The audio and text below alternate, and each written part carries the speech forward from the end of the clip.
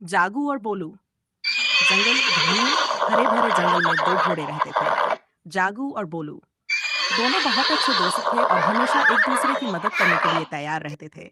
वे जंगल में खुशी खुशी दौड़ते खेलते और मस्ती करते थे। एक दिन जब जागू और बोलू जंगल में टहल रहे थे, उन्होंने देखा कि एक हाथी और एक हिरण बहुत ही कमजोर और भूखे लग रहे थे। हाथी की आंखों में थकान थी और हिरण तो मुश्किल से खड़ा हो पा रहा था। जागू को यह देखकर बहुत दुख हुआ। उसने तुरंत बोलू से कहा, बोलू, हमें इनकी मदद करनी चाहिए, जल्दी। देखो ये कितने परेशान हैं। बोलू ने सहमति में सिर हिलाया और बोला, हाँ जागू, हमें तुरंत कुछ खाना ढूंढना होगा, नहीं तो ये और कमजोर हो जाएंगे। दोनों घोड़े तेजी से जंगल में इधर उधर दौड़ने लगे। जागू को मीठे रसदार फल से लदे पेड़ मिले। उसने अपने मजबूत दांतों से फल तोड़े और अपनी पीठ पर रख लिए।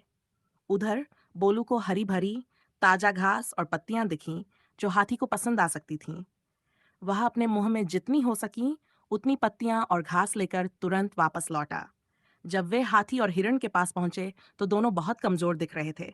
जागू ने तुरंत हिरण के सामने रसदार फल रखे और प्यार से कहा, दोस्त, जल्दी से इसे खाओ, ये तुम्हें ताकत देगा।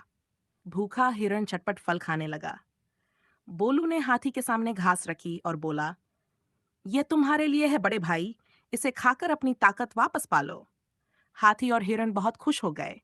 हाथी ने अपनी सूंड उठाई और खुशी से जागू और बोलू को सहलाया। धन्यवाद दोस्तों, अगर तुम लोग न होते तो हमें नहीं पता था कि हम कैसे बचेंगे। हिरण भी खुशी से उछलते हुए बोला, तुमने हमें सिर्फ खाना ही नहीं दिया, बल्कि उम्मीद भी दी है। अब हम फिर से मजबूत होकर जंगल में जी पाएंगे। जागू और बोलू मुस्कुराए और बोले, यही तो असली दोस्ती है। जब भी किसी को जरूरत हो, हमें उसकी मदद करनी चाहिए। उस दिन के बाद जंगल के सभी जानवर जागू और बोलू की दयालुता की प्रशंसा करने लगे। हाथी और हिरण उनके अच्छे दोस्त बन गए और सबने मिलकर यह तय किया कि वे हमेशा एक दूसरे की मदद करेंगे।